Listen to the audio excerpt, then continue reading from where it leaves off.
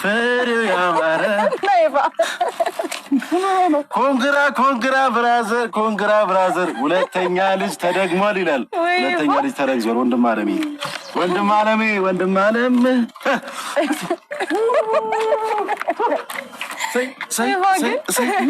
ምን ትችላለሽ አንቺ? ሩታ ሲጀመር ትችላለች። ብራዘር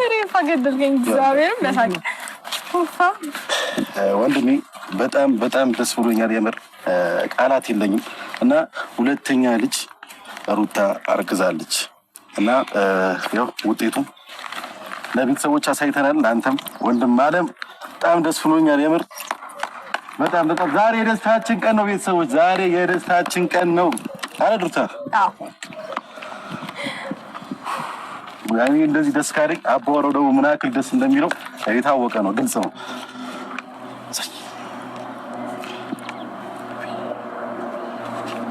የመቼ ነው ማለት ያው ነው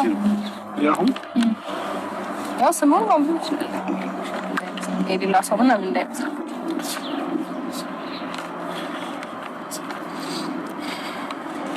እሺ። የጠራኸኝ ለምን ነበር? የጠራሁህማ ግልጽ እኮ ነው አብርሽ። ምክንያቱም እስከዛሬም ያው አንተም ፋሚሊዎችም እርግጠኛ ያልሆነ ሰው ነበር በማርገዟ፣ እኔም እርግጠኛ ያልሆንኩኝ ነበር። ይህንን ነገር ይዛ መጣች። አሁን እርግጠኛ ነው ሁላችንም። ዛሬ ደስታችን ቀን ነው፣ ደስታ ነው። በቃ ደስታ በደስታ ነው። እርግጠኛ ነው። አሁን የወረቀቶች መረጃ ትክክል ስለመሆኑ በምን እርግጠኛ ነው ማለት ነው? በምን እርግጠኛ ነው? ከዚህ በላይ ማርገዝ መረጋገጫ አለ እንዴ? እኔ እስከማውቀው ይሄ ነው በቃ። ሌላ ነገር ያለ አይመስልም አለ ከዚህ ውጪ ማረጋገጫ? ቆይ እስከዛሬ ድረስ ለምን ብራዘር እና ሲስተር ውጤቱን አምጪ ሲሉ እስካሁን ለምን አላመጣሽ ነበር? አሁን ዛሬ ለማምጣት ለምን ፈለክ? እሱ የራሴ ፍላጎትና እንትን ነበረኝ። ሲቀጥል ደግሞ ባለፈው የተነጋገርንበት ወይ ትክክል ስላልነበረ አልፈለኩም። አሁን ለምን እሱ ነገር ለቀን አንደሰትም? አብረን ይሄን እንኳን አንድ ጊዜ ያልገባ ነገር አለ።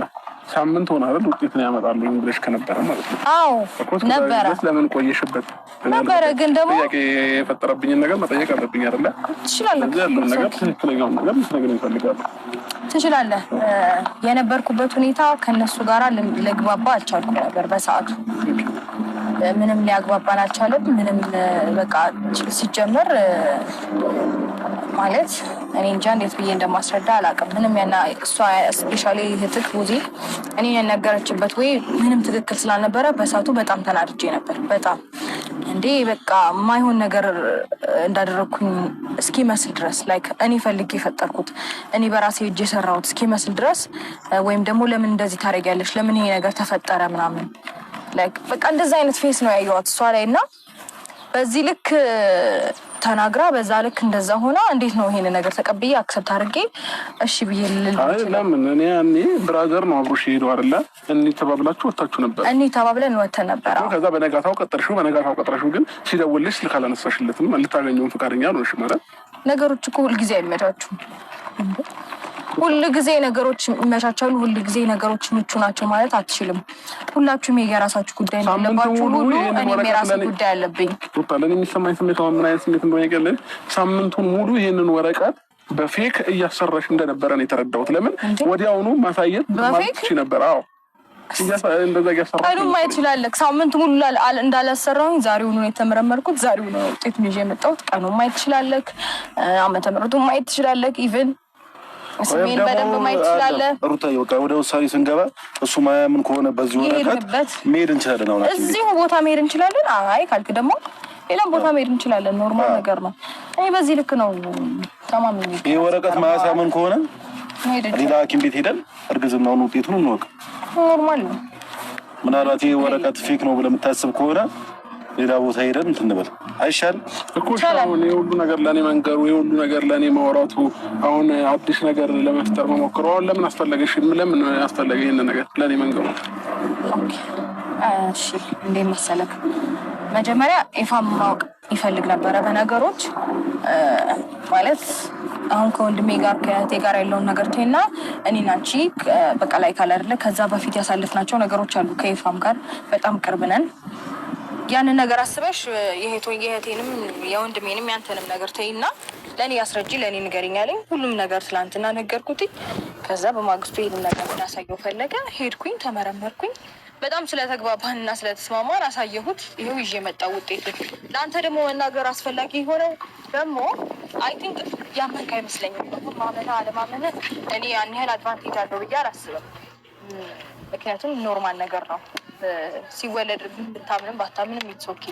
ግን ደግሞ በቃ እነሱም ማወቅ ስላለባቸው እርግጠኛ መሆን ስላለባቸው ብዙ ነገሮች ላይ እርግጠኛ አይደሉም እነሱ ከእናንተ ውጭ ኦዲየንስም የኔ ፋሚሊ ስለሆነ በደስታዬም በሀዘኔም ሁሌም ከጎኔ ስለሆኑ ማወቅ ስላለባቸው ለእነሱም ጭምር ለማሳየት ነው የመጣው።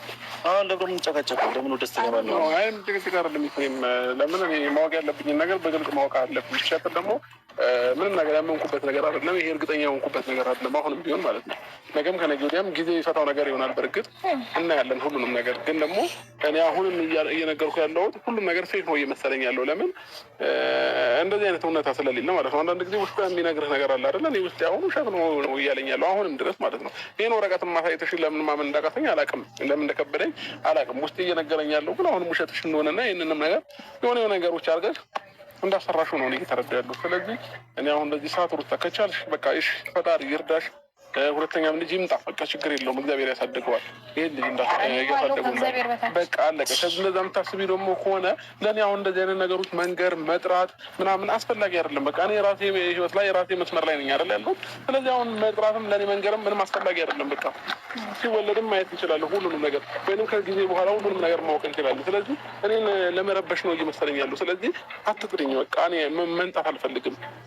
አልጠራሁትም። ምንድን ነው በጣም ተወራለ። አንደኛ ነገር አብርሽ እኔ ነኝ የጠራሁት፣ እሷ አታውቅም። እኔ ብቻ እንዳለ ነው የምታውቀው። እኔም ደግሞ የጠራሁት ደስተኛ ትሆናለህ ብዬ ነው ያሰብኩት። ምክንያቱም ሁለተኛ ልጅ ነው፣ እግዚአብሔር ነው ይህንን ልጅ የሰጣችሁ።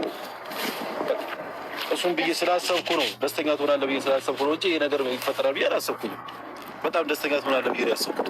ለምን ግን ደስተኛ እንዳለው አልገባኝም። ምንም ደስተኛ መሆን አሁን ይህንን ነገር ማስረዳት አይጠበቅብኝም። ቤት አንድ ቀን የገባ ቀን በደንብ ይገባል ብዬ አስባለሁ። ስለዚህ እኔ አሁን እያንዳንዱን ነገር ከሀ ጀምሬ እንዲህ ብዬ ለአንተ ማስረዳትም አይጠበቅብኝም፣ ማስረዳትም አልፈልግም። በቃ የገባ ጊዜ ይገባል። ግን ደግሞ እኔ አሁን ከጎኗ ስለሆንክ ምንም አልደበረኝም። ከጎኗ አሁንም አጠገቡ አሁን ማገዝ ያለብህን ነገር አግዛት።